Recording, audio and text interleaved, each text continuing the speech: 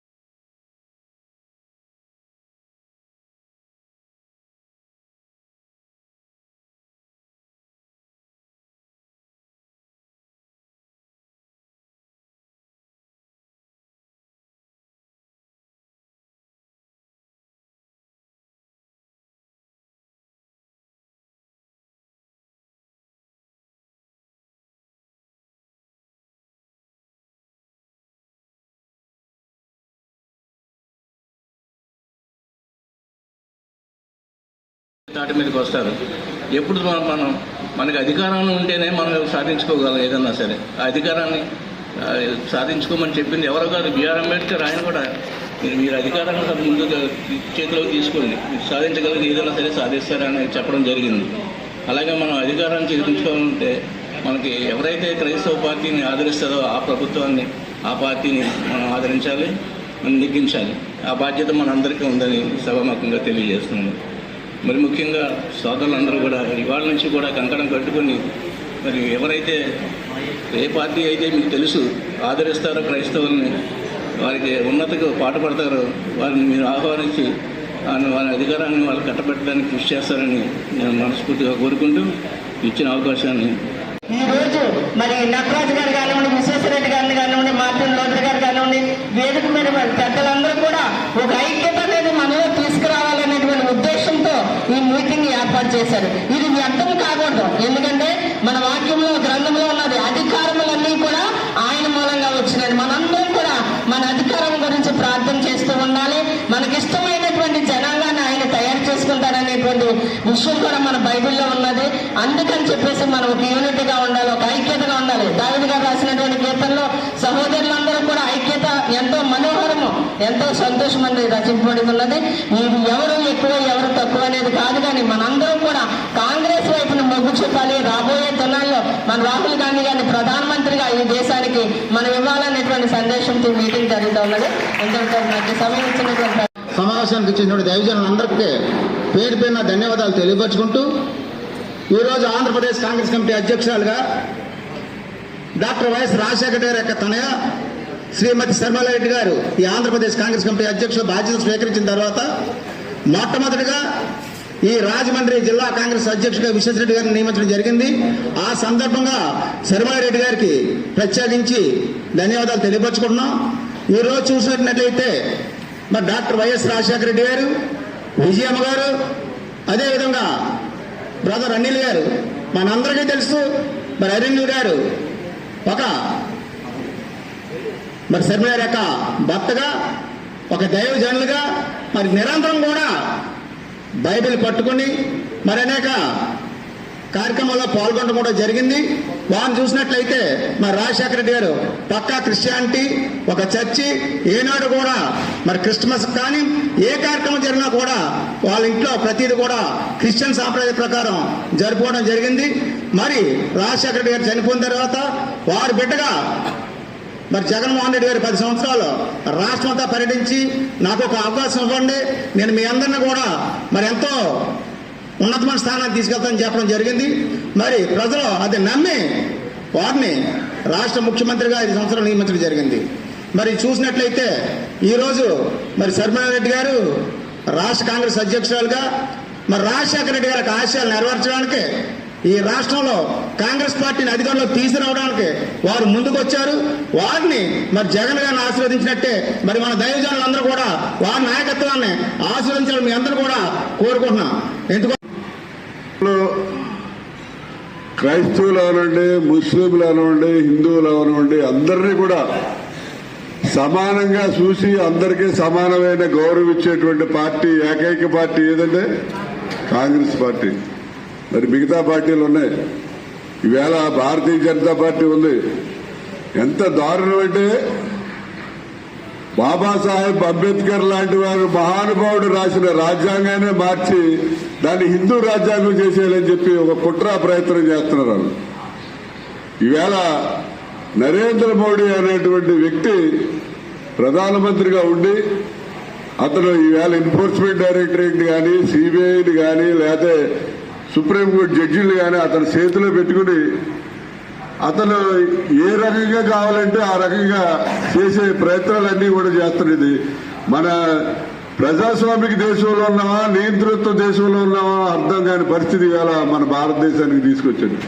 లేకపోతే నిన్న ఇచ్చిన జడ్జిమెంట్ ఏదైతే ఉందో మరి పెద్దలందరూ కూడా పేపర్లో చూసే ఉంటారు. ఇవాళ ఈనాడు ఫస్ట్ పేజీలో హెడ్డింగ్స్ లో వచ్చింది. ఎవరైతే క్రిస్టియన్ మతంలోకి వెళ్తారో వాళ్ళకి వాళ్ళకున్నటువంటి రిజర్వేషన్ కులం మనం వ్యక్తపరుస్తూ ఆ క్రీస్తు ప్రేమ మనలో కనపడే విధంగా మనం వ్యక్తపరుస్తూ మన అనేకుల్ని మరి మంచి మార్గంలో నడిపిస్తూ మరి క్రైస్తవులకు సపోర్ట్ ప్రపంచం అంతా చూశారు, భారతదేశం అంతా చూశారు. అందుకే మనం ఏ స్టేట్ లో చూసినా మరి రాబోయే దినాలు ఈ కాంగ్రెస్ పార్టీని మనం గెలిపించి మనం మన సంఘాన్ని మన దైవజనులు పెట్టలేదు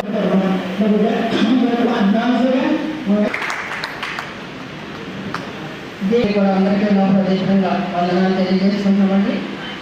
ఏదో జరుగుతుంది, అది మన ఇంట్లో కాదు. ఎవరికైనా ఎక్కడైనా ఏదైనా జరుగుతుంటే ఇతర వాళ్ళు ఏమైనా ఊరుకుంటారండి. అందరూ కూడా ఒక ఐక్యతగా లేదు మన క్రైస్తవ స్థానానికి.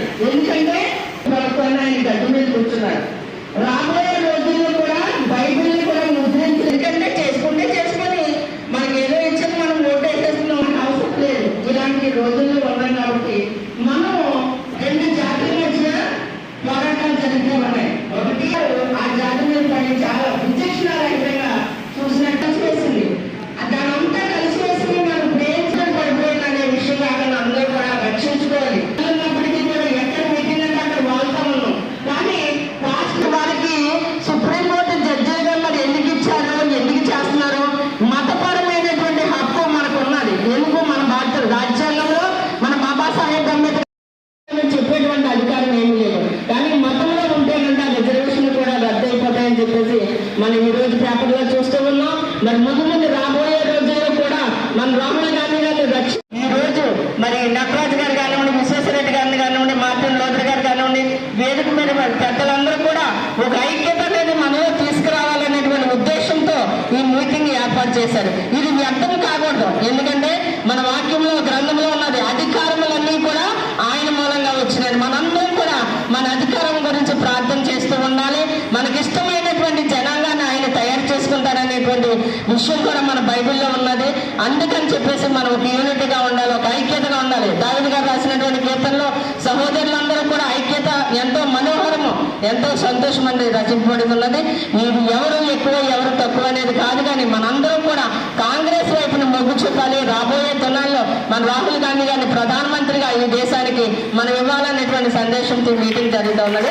ఎందుకంటే మనకి సమయం ఇచ్చినటువంటి వాటి మీదకి వస్తారు. ఎప్పుడు మనం మనకి అధికారంలో ఉంటేనే మనం సాధించుకోగలం ఏదన్నా సరే. ఆ అధికారాన్ని సాధించుకోమని చెప్పింది ఎవరో కాదు, బిఆర్ అంబేద్కర్. ఆయన కూడా మీరు అధికారాన్ని ముందు చేతిలోకి తీసుకోండి, మీరు సాధించగలిగితే ఏదైనా సరే సాధిస్తారని చెప్పడం జరిగింది. అలాగే మనం అధికారాన్ని చేయించుకోవాలంటే మనకి ఎవరైతే క్రైస్తవ పార్టీని ఆదరిస్తారో ఆ ప్రభుత్వాన్ని, ఆ పార్టీని మనం ఆదరించాలి, మనం నెగ్గించాలి.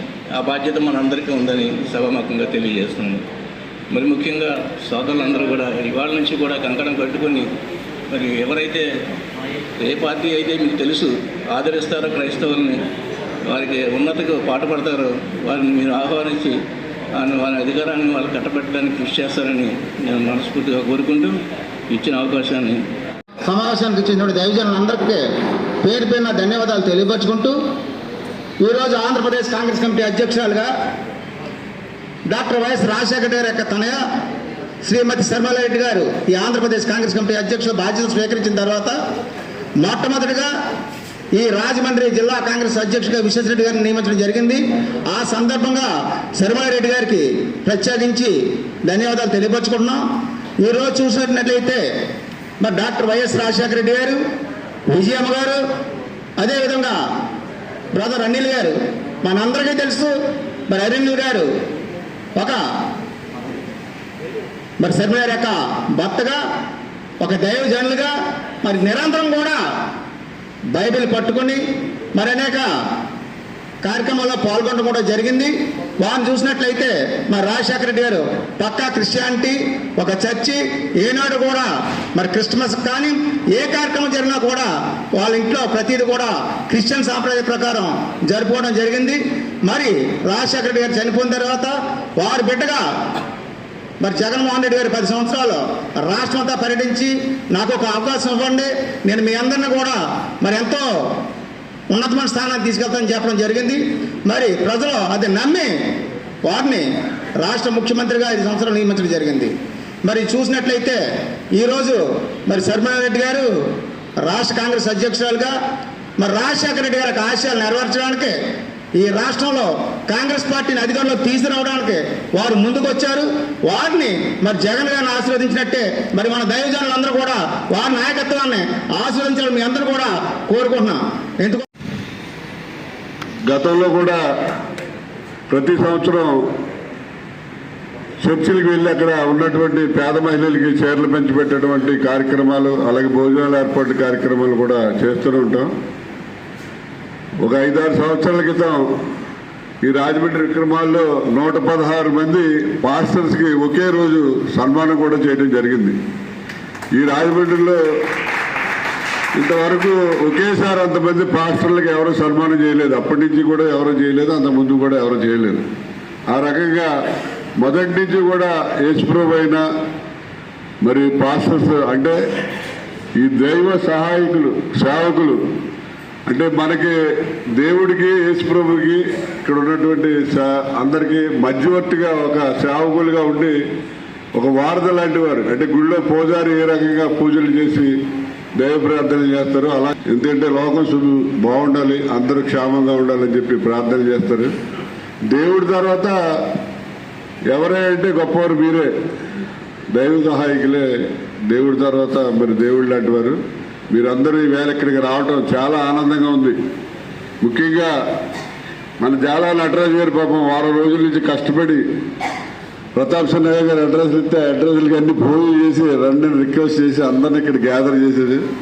మరి ఆయనకి ప్రత్యేకమైనటువంటి ధన్యవాదాలు తెలియజేస్తున్నాం. ఎందుకంటే ఇంతమంది పాస్టర్స్ను ఒకే చోట ఇలా సమావేశపరచడం అంటే చిన్న విషయం కాదు. మరి అనేక పనులు ఉంటాయి పాస్టర్ని కానీ అనేక మంది రోజు వచ్చి వాళ్ళ గురించి ప్రార్థన చేయమని, లేకపోతే వాళ్ళకి ఏ సమస్యలు అన్నీ చెప్పుకుంటూ ఉంటారు. వారి వాల్యుబుల్ సమయాన్ని అంతా కూడా మరి వెచ్చించి ఇక్కడికి వచ్చినందుకు అందరికీ కూడా హృదయపూర్వకంగా మరొకసారి ధన్యవాదాలు తెలియజేస్తున్నాం.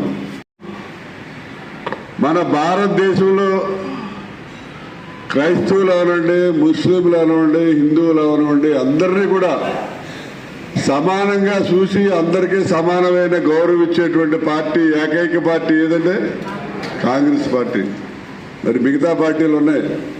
ఈవేళ భారతీయ జనతా పార్టీ ఉంది, ఎంత దారుణం అంటే బాబాసాహెబ్ అంబేద్కర్ లాంటి వారు మహానుభావుడు రాసిన రాజ్యాంగాన్ని మార్చి దాన్ని హిందూ రాజ్యాంగం చేసేయాలని చెప్పి ఒక కుట్ర ప్రయత్నం చేస్తున్నారు వాళ్ళు.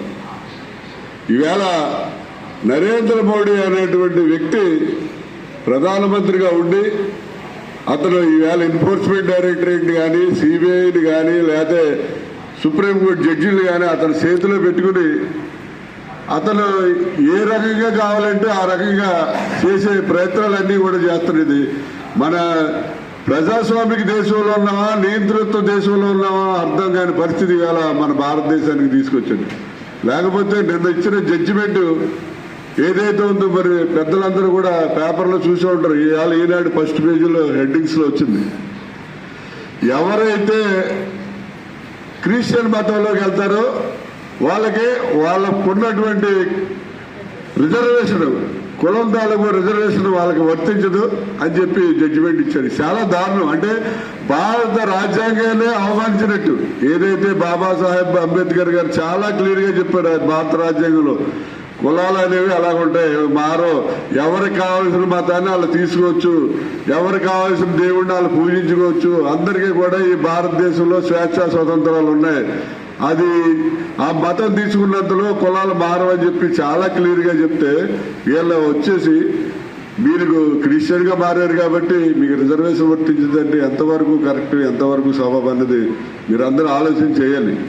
ఇప్పటికైనా కూడా పాస్టర్స్ అందరూ కూడా మన భారతదేశంలో ఉన్న పాస్టర్స్ అందరూ మీరు గ్రూపులు లేకపోతే ఈ వేరు వేరు సంఘాలు అనేది పక్కన పెట్టి ముందు ఫస్ట్ మీరందరూ కూడా ఎవరికైతే భయపడితే ఆ కులం ద్వారా రిజర్వేషన్ వచ్చిందో అవి కంటిన్యూ చేయాలి అనే విషయం మీద పోరాడి అవసరమైతే రాజ్యాంగాన్ని మార్పించానా సరే మీరు ఒకవేళ అందులో లేకపోతే యాక్చువల్గా రాజ్యాంగంలో చాలా క్లియర్గా ఉంది. మీరందరూ ఏకతాటిపైకి వచ్చి పోరాడితేనే మీ అందరికీ కూడా న్యాయం జరుగుతుంది. దానికి మరి మా కాంగ్రెస్ పార్టీ తరఫున ఎప్పుడూ కూడా సిద్ధంగా ఉంటాం.